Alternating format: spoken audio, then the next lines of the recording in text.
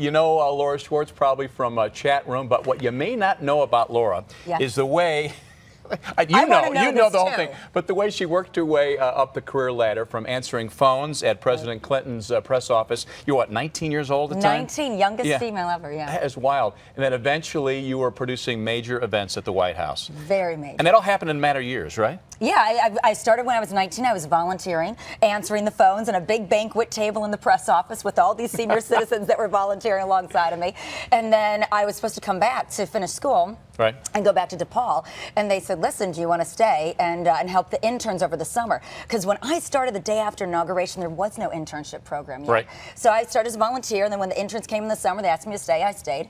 And then at the end of the summer, healthcare started. And I was doing a lot with the director of television, and all of a sudden we had two principals traveling on the road. Mrs. Clinton just as much as the president. So they had me staff for television interviews. That's and unbelievable. That was it. Called the parents. I said, I'm not coming back to school I got right something now. going on here, Mom and Dad. If I stay? And then I was hired as a staff assistant. I got to take advantage. That's unbelievable. And then the Midwest press secretary a few months later. Yeah. Director of television, then director of events in '97. That's crazy. You have a book out. It's called Eat, Drink, and Succeed. Before we get into that and what that's all about, I want to roll in a little sound clip from the president talking about you. Here it is. Laura, all the social aides are officers, and we all call Laura Sarge. Everybody in America wants to tell me what to do, and she got to do it every day. So is that true? You got to tell the president what to do every day? I did. Yeah. I did. He thought that was kind of funny because I'd be sitting, especially when I first became the White House director of events, I must have been about 25. Mm-hmm. And here I am. I'll never forget one time I was in the East Room briefing King Hussein and Yasser Arafat and Prime Minister Netanyahu and President Clinton after they came to the agreement for the peace agreement between those warring nations. And I'm standing there giving this briefing to these men, and President Clinton's just looking at me like a proud, uncle. That's unbelievable. And afterwards, he's like, that was pretty cool. You did a good job, kid.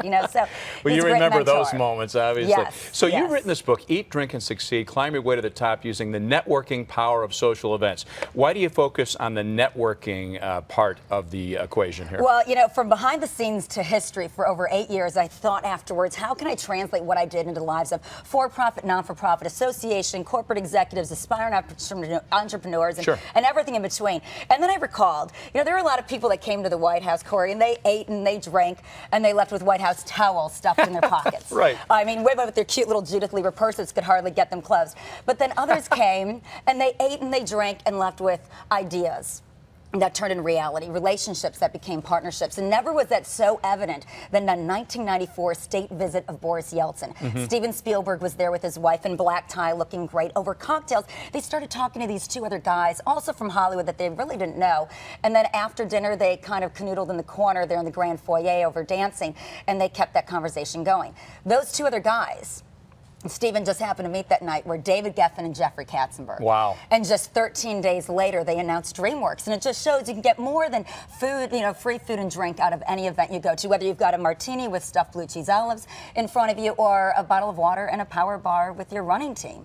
There's a lot to get out of every moment of our lives and partnerships to be made and bridges to build for others. Okay, so that's the message we get when we read this book, Eat, Drink, and Succeed. Laura Schwartz, we could talk for hours. You got lots of stories to tell. So get the book, read it. New edition out next week. Fantastic. Always good to see you. Thanks, Corey. Thanks Laura for having Schwartz. me.